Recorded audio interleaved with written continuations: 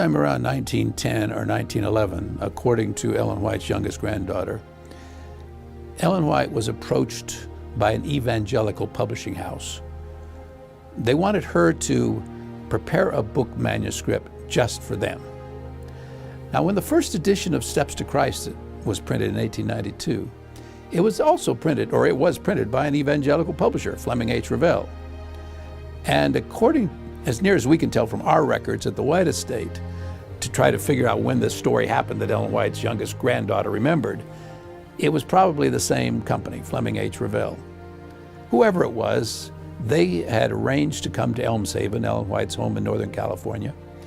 And of course, if they're going to get an author, any author, if you're going to get an author to publish or to produce a book so that you can publish it exclusively, why, there has to be a signed legal contract.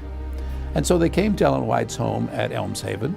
Up on the second floor, the east end of the second floor, she had built, after she bought the house, she had built a big, airy room with big windows, bright and cheery. That's where she did most of her writing, and that's where she met the representatives from this publishing company.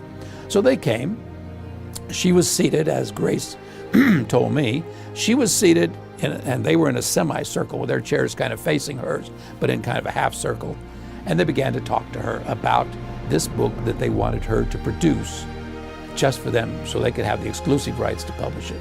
And first one and after another one would talk about what they needed and what they wanted her to do, and how that they had the permission. If she did this and they gave her exclusive permission, they would promote the book heavily, and that would mean bigger sales. They knew it was expensive for Ellen White to bring out her books, and so it all seemed like it was the way to go.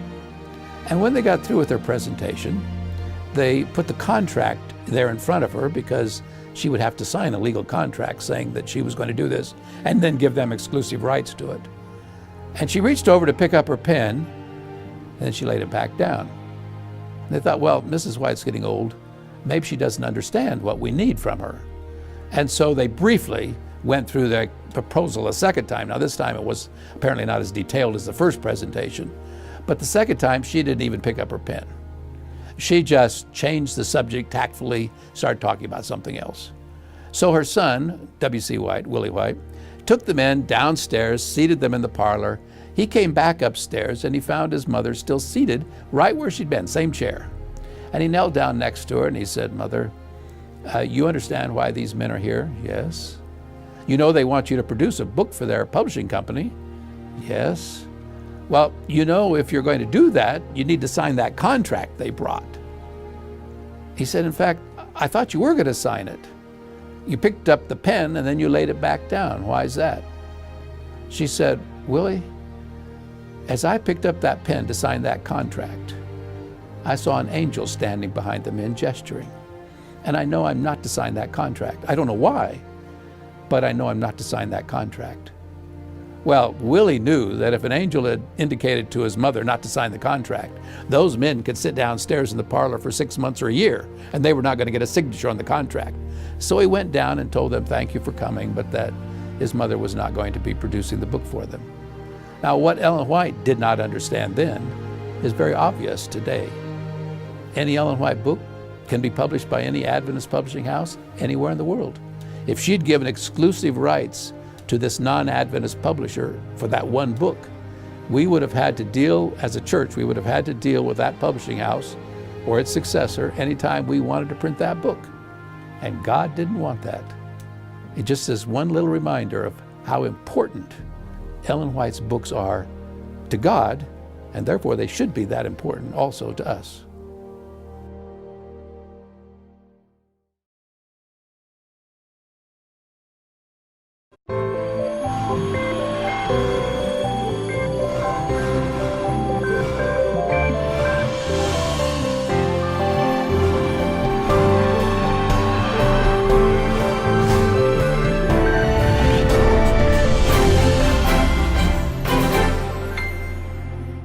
When I was in college, or now we usually call it university, many years ago, I had the privilege of talking to several of Ellen White's grandchildren. And one of the questions that I asked, and it wasn't just grandchildren, I talked to other people too that remembered Ellen White. This was about 52 years after Ellen White had died. So there were still a number of people living in California where I grew up and went to school who remembered Ellen White, had personal recollections. And one question I asked over and over was, did you ever receive a message from Ellen White based on a vision? And they all told me no, except for Ellen White's oldest granddaughter, Ella White Robinson. And here's the story she told me. They were living in Australia. Ellen White had her home at Sunnyside, right near Avondale College. And Willie White, Ella's father, had his house. Their family was living across the road, up the road a little ways from Sunnyside. And the school was just getting started. And there really were not any hotels or motels. When people wanted to come and learn about the new schools, decide whether or not to send their children there, why, there was no place for them to stay. So they ended up staying in the homes of some of the faculty members, or according to Ella, the number one place people wanted to stay was Ellen White's house. Now that says a lot about Ellen White as a hostess, if you want to stay there. But in fact, she had so much company. In one letter, she says, I think I'm going to put a sign on the front of my house that says free lodging. I mean, everybody's coming, so why not just do it? Anyway, Ella said that if Ellen White's house was already full, then she said it seemed like people wanted to stay at our place. And of course, when you have company, what does that mean? A lot of extra work. I mean, there's extra laundry that has to be done, food that has to be prepared, even the kerosene lamps, all the chimneys have to have the smoke taken off of them. And Ella said that one of her jobs was scouring the great big kettles or the pots that they cooked in. They had a wood stove, and these things would get smoke on the bottom of them, and she'd have to take them out behind the house. They had a sand pile, and she had to scour off all the smoke. And she said she hated it, just hated it. And with all this company, she said her friends, her classmates, they had a little church school, she said they didn't have all that company. So they didn't have all that work. And she said, I got to thinking, this is really unfair. Now remember, she was a teenager at this time. She said, this really was unfair, and I was so unhappy. So she said, I began to pray to God that God would impress my grandmother, Ellen White, to tell my mother not to have me do so many chores. And because that's a fair prayer. I mean, maybe not fair, but it's not an unusual prayer for a teenager, I suppose, to ask. So this is what she's praying. And she said not long after she started praying this prayer, one day Grandma came across the road. Now what usually happened, she said, when her grandmother was not traveling, was home in the morning after breakfast at her house, then she would come across the road to her son's house, and they would all gather in the parlor for a short time, and they would all visit. And normally they kind of had it just kind of unknown feeling that when they got to a certain point in the conversation, then Ella and her younger sister Mabel would take the little twin brothers that they had, well, they were actually half brothers. Willie had remarried. By this time, Ella's mother had died, so these were half brothers. But they would take the little babies in the other room and play with them so that Grandma could visit some more with Papa and Mama before she went back to her own home to work for the day. So this morning, Ella said, Grandma was visiting, and everything seemed like it was that point when Mabel and I should take our twin brothers into the other room. And so we started to do that, and Grandma said, no. She said, I have a message for the family. Well, Ella said, I realized this was a different visit than what Grandma usually has. So she said her grandmother reached in her purse, or she called it a satchel. She reached in her satchel and brought out this manuscript, and she began to read. And the first part of it was counsel to Willie, to her son, Willie White. And Ella said, that was fine. Grandma wasn't talking to me, she was talking to my father. I've been showing you should do this and do that and the other thing. And then after a little bit, why, her grandmother started reading to May's stepmother, to Willie's wife. And Ella said, that's no problem, wasn't to me. But she kept reading. After a while, she said, grandmother started saying, now Ella, I have been shown, or I guess she didn't choose, I was been shown. She said, she started giving advice about what Ella should be doing. Her mother is so busy with all this company and everything that, Ella, you should help your mother more. You should help lift her burdens. And she said, I was sitting there, I was getting so angry. This seemed so unfair. I'd just been praying to God, impressed my mother not to ask me to do so many chores. And here's Grandma saying, I should do even more. And she said, as her grandmother kept reading about how important it is, no matter how little and insignificant something seems that we've been asked to do, we should do everything to the best of our ability. She said, I was so angry. She said, I'm embarrassed to tell you this, Jim, but I called out to my mother, or to my grandmother, did you just make that up, or did the angel really tell you all that? And she said, her grandmother said, I didn't put anything in here except what the angel has shown me. She said, I was so mad. Then she said, Grandma read a little bit more and had some advice from my younger sister, Mabel. But she said, I don't know anything about what that was about. I was so mad, I could just hardly wait for Grandma to get out of there. And she said, as soon as grandmother left to go back to her own home, she said, I ran to my bedroom and I began to sob. This was so unfair. And she said, I cried and I sobbed. This seemed so unfair. I've been praying to God to impress my mother to do less. And here Grandma says, God says, I'm supposed to be doing more. And she said, as I was there crying on my bed, she said, all of a sudden the thought came to me, that's the answer to your prayer. She said, it's not the answer I wanted, but it's the answer to my prayer. And I can still see this little, very short woman, very frail woman who was in her 80s when she was telling me this story. Her thin little finger pointing towards heaven as she said, the thought came to me that the great God of heaven had taken time from all that he does, running the universe, to send an angel down here to my grandmother to answer my prayer. Just a little teenager, answer my prayer. She said, I have been eternally grateful ever since, but I'm embarrassed to admit that was not my first reaction. She said, I dried my eyes. I remembered there was a big kettle out in that sand pit out behind the house. I went out there, she said, and I gave that kettle the best scrubbing I ever gave any pot or pan in my life. But it was a good lesson for me, because if you talked to Ella very long, you knew that she was thoroughly in love with her grandmother. She had nothing but warm memories of her grandmother. And yet when a message from God came that cut across what she wanted to do, what was her first reaction? It was anger, it was upset. It's not what I want to hear. None of us have the privilege of having known Ellen White. Everyone that knew her is now sleeping, waiting for the resurrection. And so we don't have that personal knowledge. And sometimes when we read things, we do find it hard. And sometimes we're tempted, or sometimes we do react in a negative way. But when, like Ella, finally it dawns on our minds, but these are messages that God sent. They are answers to our prayers. They will help us live a better life. It will help us in our walk towards the holy city. I think it helps keep everything in perspective.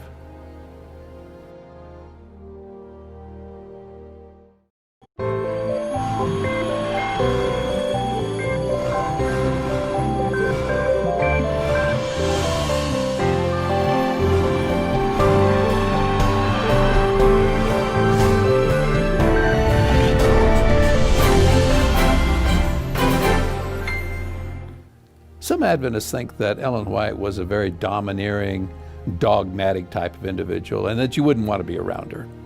Well, let me just tell you one story about how she accomplished what she wanted, and it certainly was not a dogmatic way of going about it. If you have read Ellen White's health message, that's not her health message really, the message that God gave her for this church, you know that one thing she was shown is that we should have fresh air, lots of fresh air.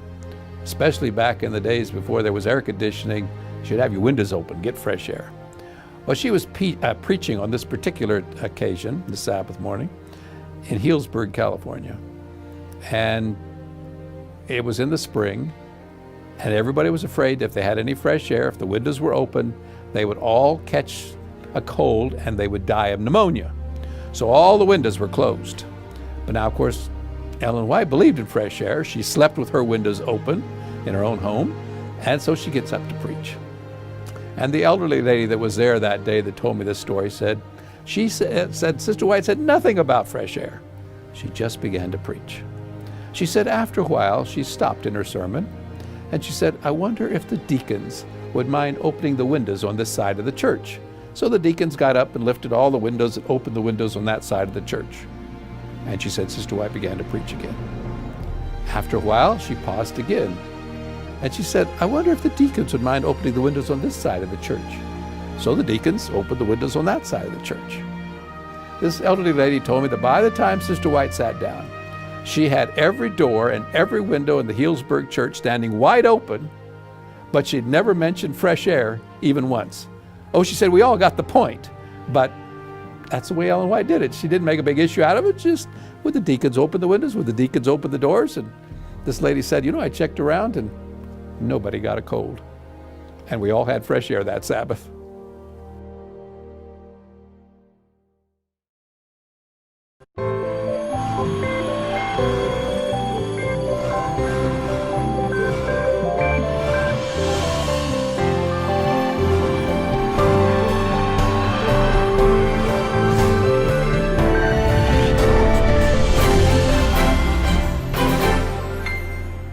It was not easy being the Lord's messenger.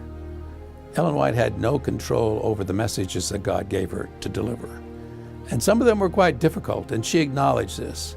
In 1880, she wrote about a situation at the Vermont camp meeting. She said, I had some very bad jobs to perform. I took Brother Bean and wife and talked to them very plain. They did not rise up against it. I cried myself, could not help it. Let me share with you a story of one of those difficult assignments that God gave her. In fact, from my perspective, it's probably the most difficult that I've ever read about. She was on one occasion given a message for an individual. She did not, in the vision, she was not told his name. She did not see the person. She just heard a voice.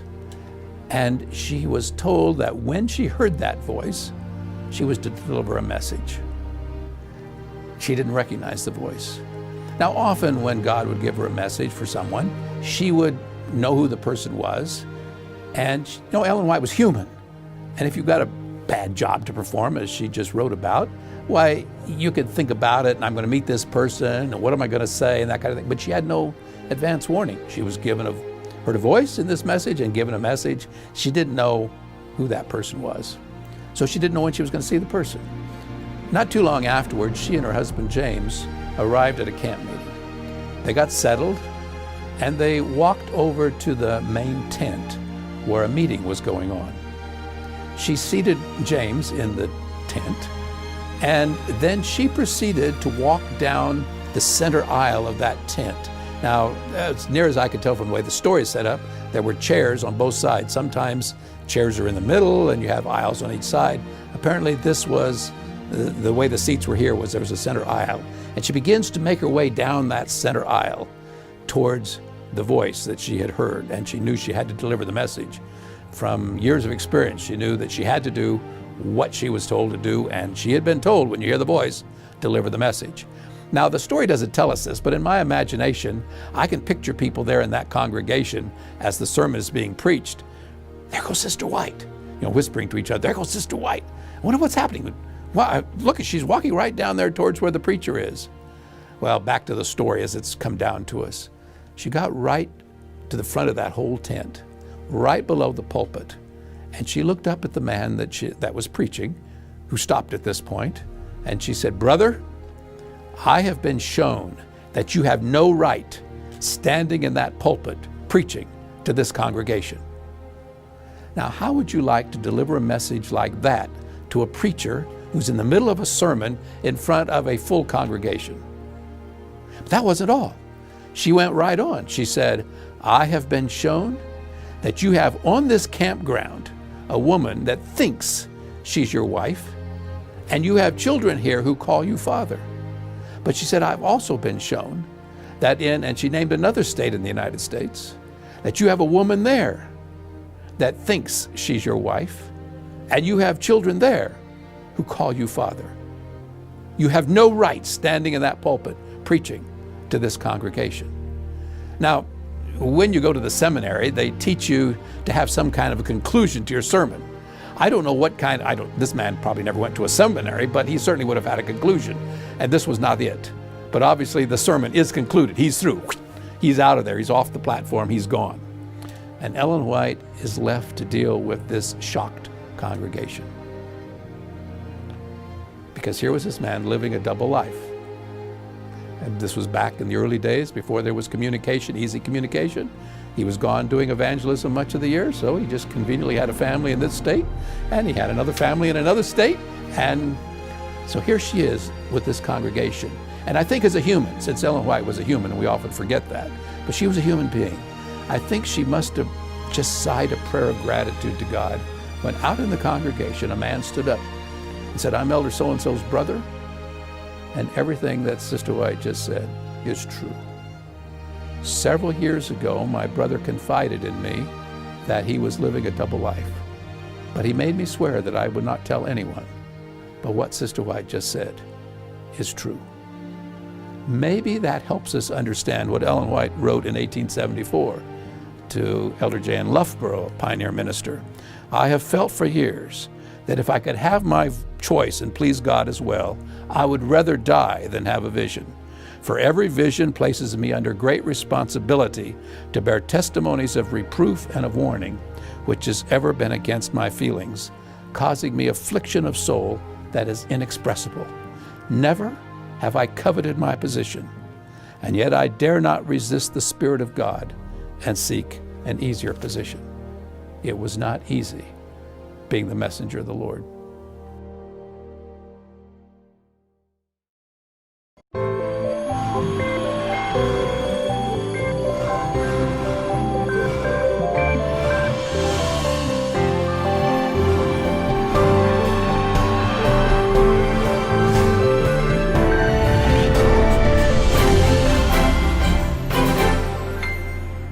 Ellen White was called to be the Lord's messenger when she was 17, December of 1844.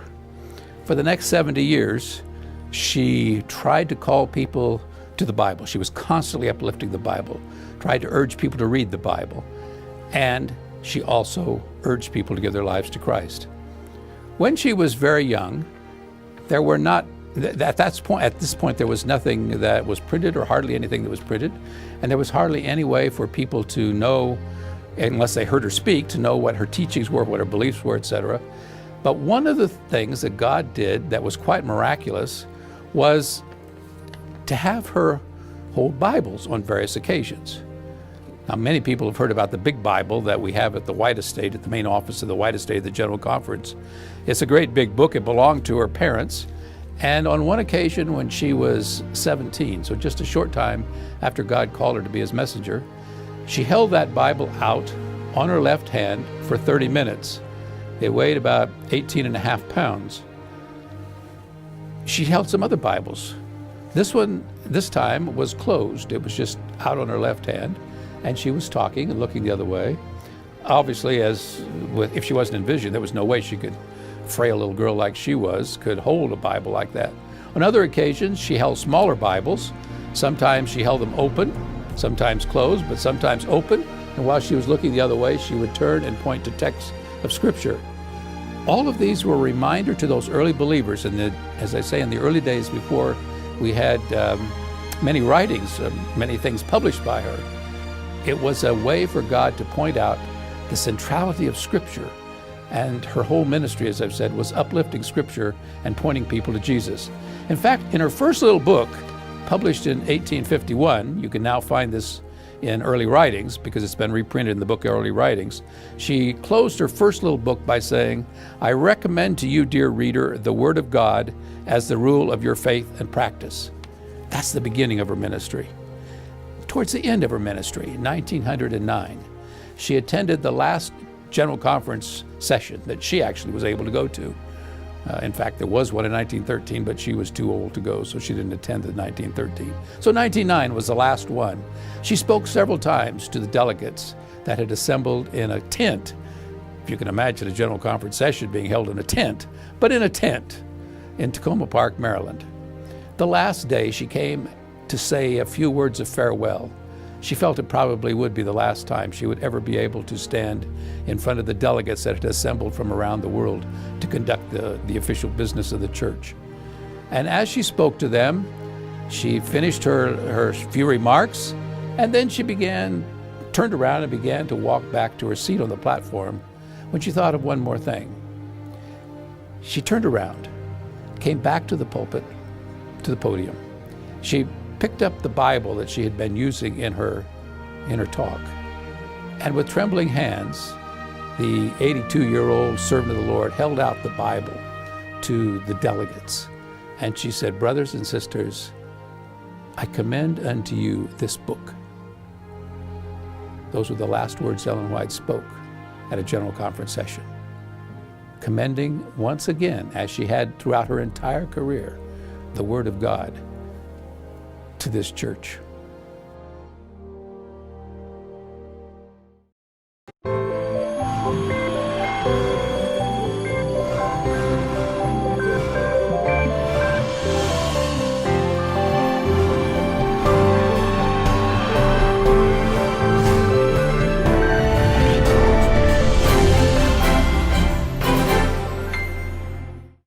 Just because you were related to Ellen White, it did not give you an inside track to heaven. It certainly did not mean you were perfect. Tragically, Ellen White, who was a twin, she and her twin sister Lizzie, or Elizabeth, but her nickname was Lizzie, they were the youngest of 8 children. Lizzie, as far as we can tell, had no interest in religion at all. So there's not some inside track to perfection or heaven. This, I should add about Lizzie, this troubled Ellen White no end, that her sister had no interest in religion. Well, just one illustration of a white family member, just so you can realize they're real people, and they were not always perfect. In the late 1860s, James White had some strokes, several strokes. And Ellen White, concerned about her husband's health, wanted to get him out of Battle Creek, Michigan, where all the pressure was, because that's where our institutions all were in those days. And so she took him up to Greenville, Michigan. And there for a couple of years, they had a house, they lived, they did farming, and just different kind of pressure. I mean, you still have to worry about crops, et cetera, but it's different than dealing with people and deadlines of publications and all that kind of thing. Well, while they were up there was no Adventist church school, so they enrolled their son, Willie White, in a public school. And for whatever reason, he did not like his teacher. So one night, according to his son, who told me this story, Elder Arthur White, many years later told this story on his father.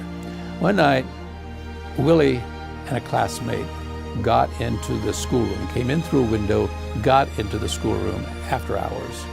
And Willie wrote a poem on the blackboard. And here's what the poem said. "The devil flew east and west, north and south, and caught up Miss Jones in his mouth. But when he saw he had a fool, he dropped her here to teach our school." Now that may not be the way you picture the White family, but that's what Arthur White said his father wrote. Well, after writing this poem on the blackboard, the 2 kids get out of the school. The next morning when this teacher arrives, she is a bit better teacher than Willie gave her credit for, because she recognized his handwriting. So she knew who wrote it because she could recognize his handwriting. But there it was, she left it up there on the blackboard. So when the students came in, here was the poem. She, after they all got seated, she asked, would the young man or the young woman who wrote this please identify himself or herself? Now, many, many things have changed in the last 150 years, but some things have not. And this is one that has not. Total silence. Nobody fessed up. Nobody admitted to anything. So, since she recognized the handwriting, she went over to Willie's desk and she said, "Willie White, I recognize your handwriting. I know you wrote this. I want you to take it back. In other words, I want you to apologize for what you've said about me." Well, here's what Arthur White told me his father's response was. "I can't take it back." Now that's bad enough. He probably should have stopped right there, but he didn't. He said, "I can't take it back because my parents have taught me always to tell the truth." I said to Elder White, "What happened to your father after that?" He said, "You know, that part of the story has never come down. I don't know." But he said, "I know a little bit about Grandpa White." That would be James White. He said, "I know a little bit about Grandpa White's reputation. And my guess is that they had a session out by the woodpile. Today we would say he got a whipping." It's just another reminder. They were all real people. And Willie was no exception. James and Ellen were no exception. They obviously, even though the story may not have included this part, they obviously also had a session with the teacher to talk about their young son. So yeah, they were real people.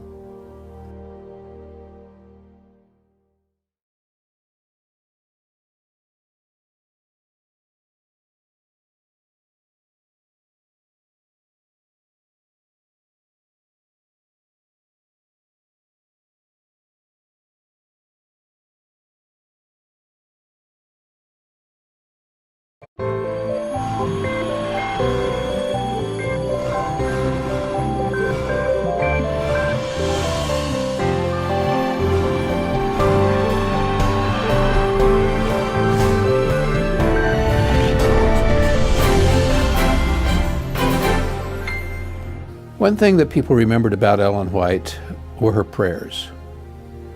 Not very many of her prayers were recorded.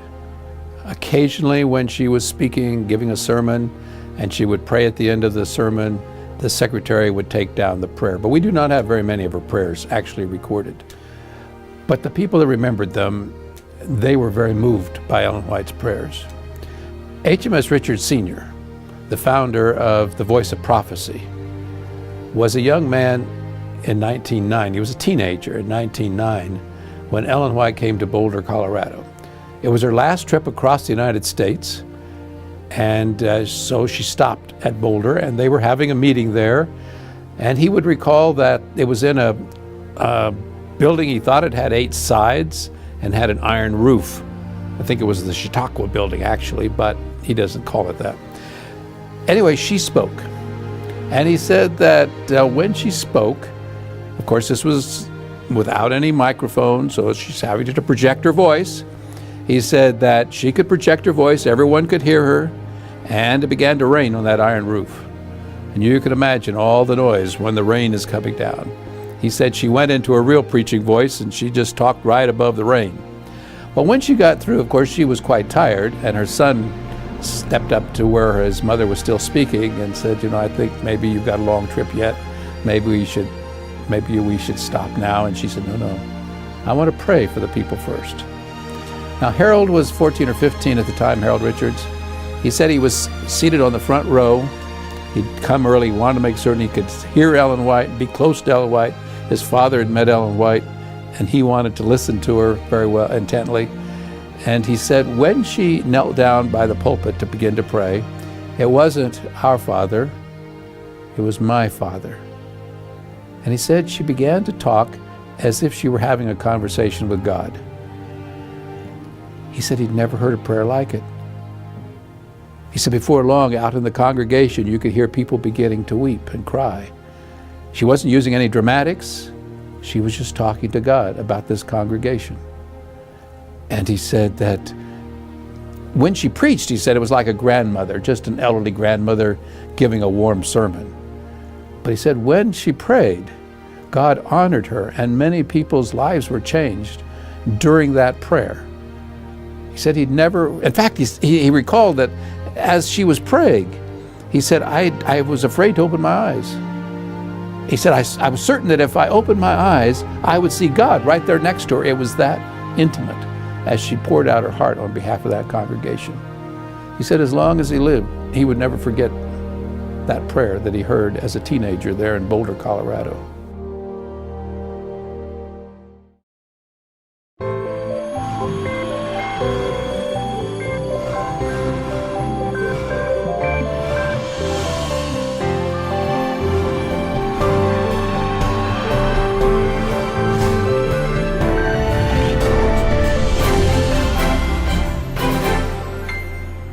Being the Lord's messenger was not easy.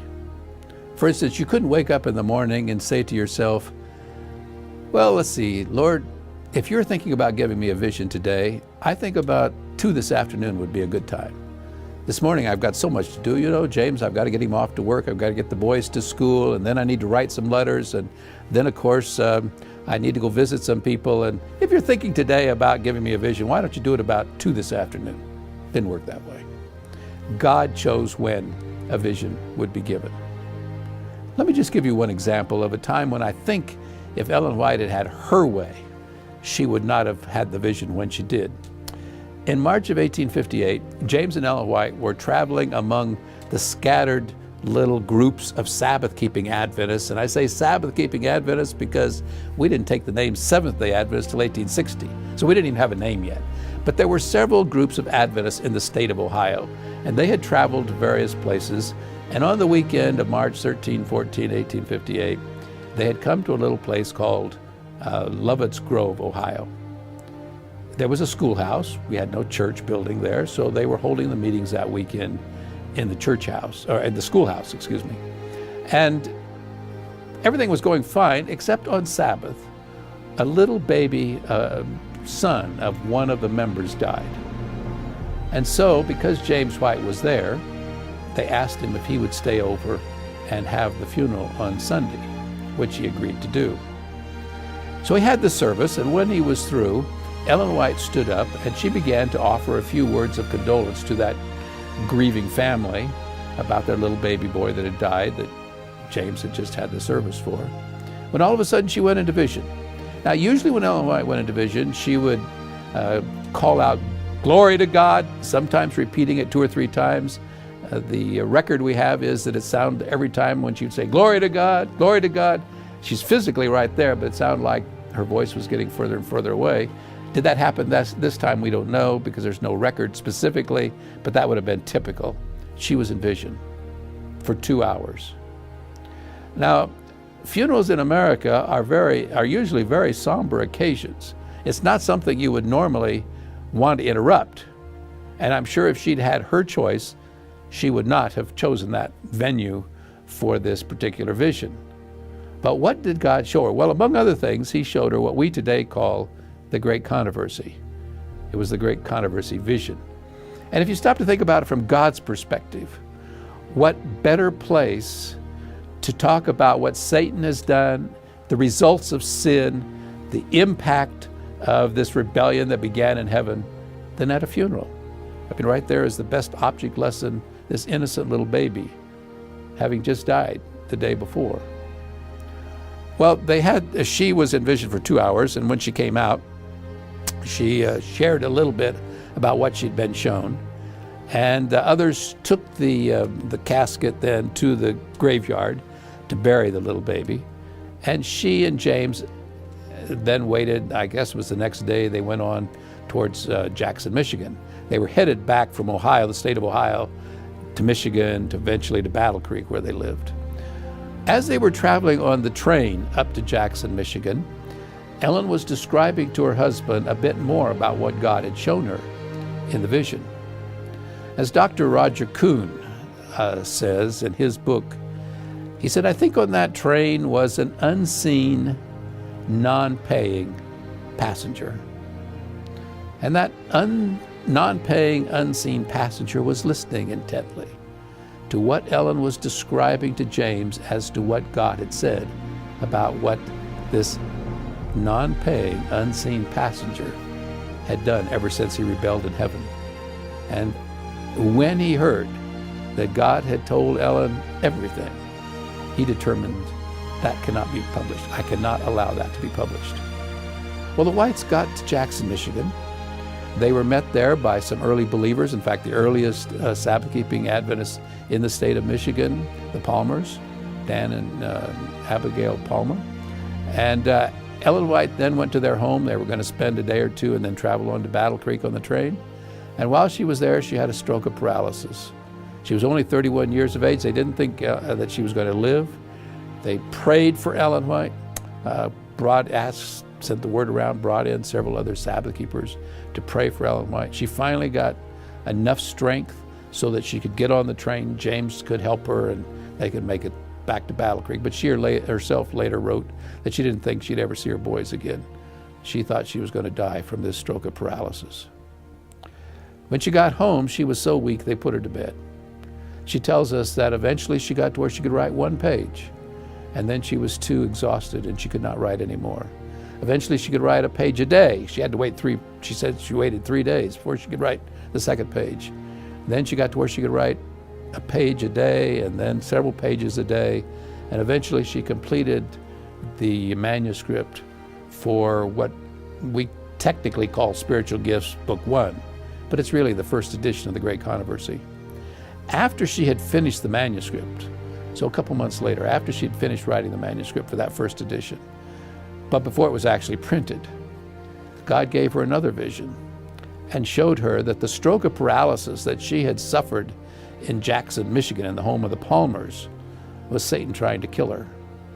That's why I say that unseen, non-paying passenger who was listening intently as Ellen was describing, determined he could not ever allow that book to be written. So when you and I read, because later Ellen White expanded the Great Controversy, eventually she does 5 whole volumes in what we today call the Conflict of the Ages series, Patriarchs and Prophets, Prophets and Kings, Desire of Ages, Acts of the Apostles, and the Great Controversy. But just remember that that series of books, especially the Great Controversy book, almost cost Ellen White her life. So just remember, Satan does not want us to read the Great Controversy.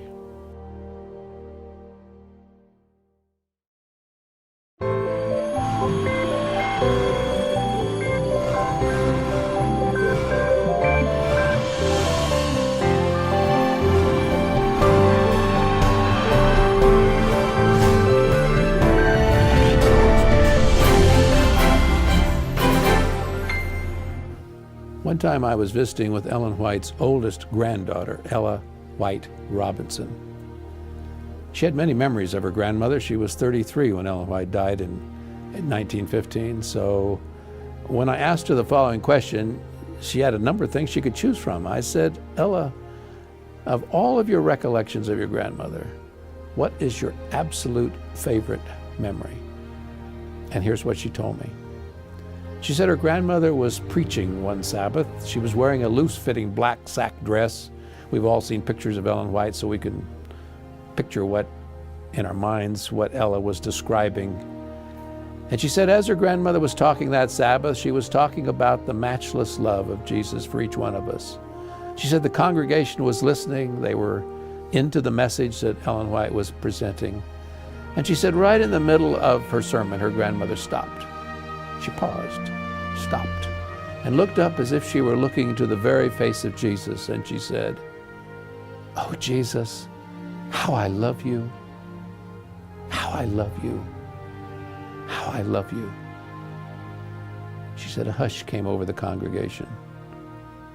But she said, of all my memories of my grandmother, that is my absolutely most favorite memory.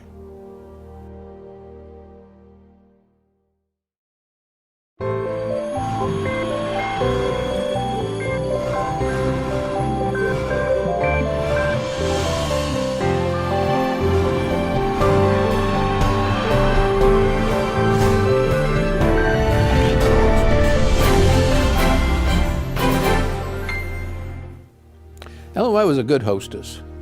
People liked to come to her house. In fact, they would often stay and stay. Why not?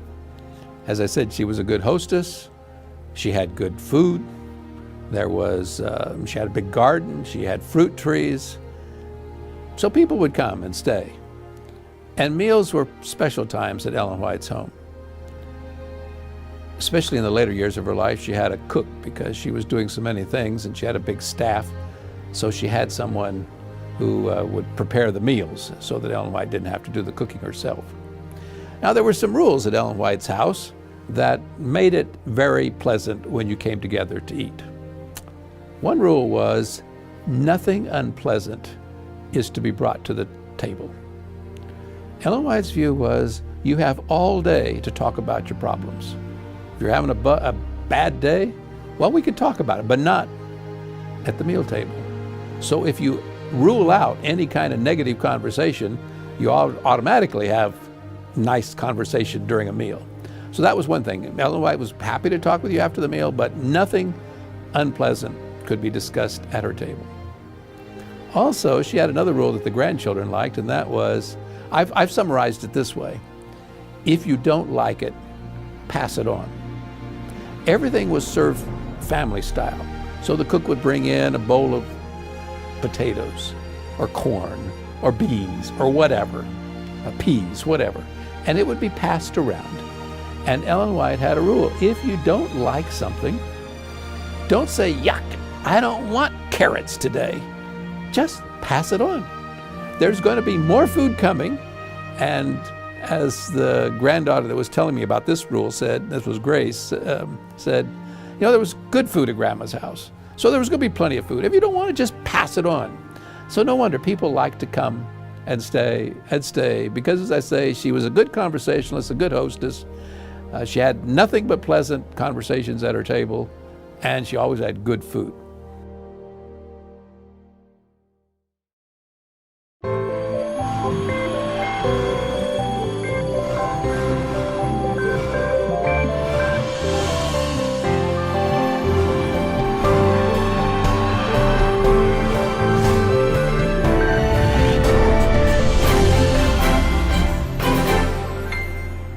It was not easy being the Lord's messenger.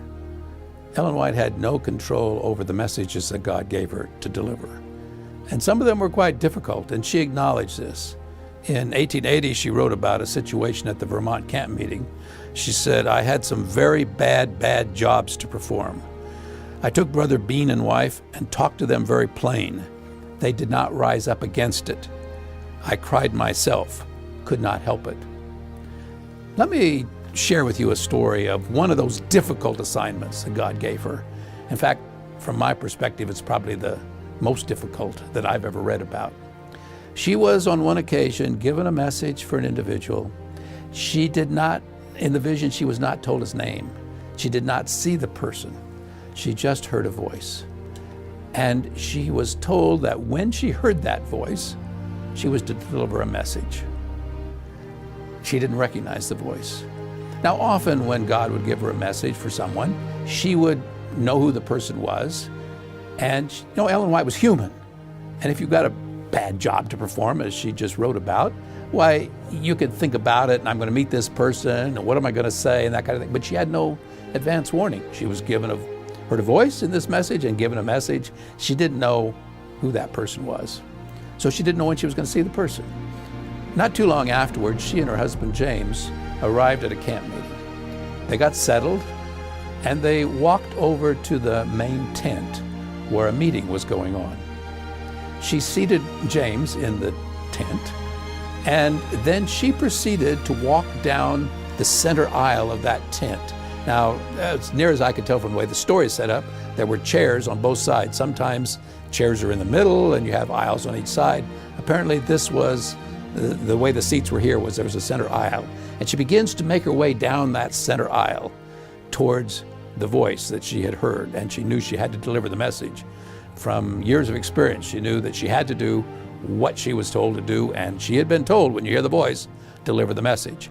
Now, the story doesn't tell us this, but in my imagination, I can picture people there in that congregation as the sermon is being preached. There goes Sister White, whispering to each other, there goes Sister White. I wonder what's happening. Well, look, she's walking right down there towards where the preacher is. Well, back to the story as it's come down to us. She got right to the front of that whole tent, right below the pulpit, and she looked up at the man that was preaching, who stopped at this point, and she said, "Brother, I have been shown that you have no right standing in that pulpit preaching to this congregation." Now, how would you like to deliver a message like that to a preacher who's in the middle of a sermon in front of a full congregation? But that wasn't all. She went right on. She said, "I have been shown that you have on this campground a woman that thinks she's your wife, and you have children here who call you father. But," she said, "I've also been shown that and she named another state in the United States, that you have a woman there that thinks she's your wife, and you have children there who call you father. You have no right standing in that pulpit preaching to this congregation."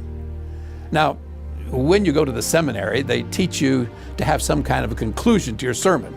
I don't know what kind, this man probably never went to a seminary, but he certainly would have had a conclusion. And this was not it. But obviously the sermon is concluded. He's through. He's out of there. He's off the platform. He's gone. And Ellen White is left to deal with this shocked congregation. Because here was this man living a double life. And this was back in the early days before there was communication, easy communication. He was gone doing evangelism much of the year, so he just conveniently had a family in this state, and he had another family in another state, and so here she is with this congregation. And I think as a human, since Ellen White was a human, and we often forget that, but she was a human being, I think she must have just sighed a prayer of gratitude to God when out in the congregation a man stood up and said, "I'm Elder so-and-so's brother, and everything that Sister White just said is true. Several years ago, my brother confided in me that he was living a double life, but he made me swear that I would not tell anyone. But what Sister White just said is true." Maybe that helps us understand what Ellen White wrote in 1874 to Elder J.N. Loughborough, a pioneer minister. "I have felt for years that if I could have my choice and please God as well, I would rather die than have a vision. For every vision places me under great responsibility to bear testimonies of reproof and of warning, which has ever been against my feelings, causing me affliction of soul that is inexpressible. Never have I coveted my position, and yet I dare not resist the Spirit of God and seek an easier position." It was not easy being the messenger of the Lord.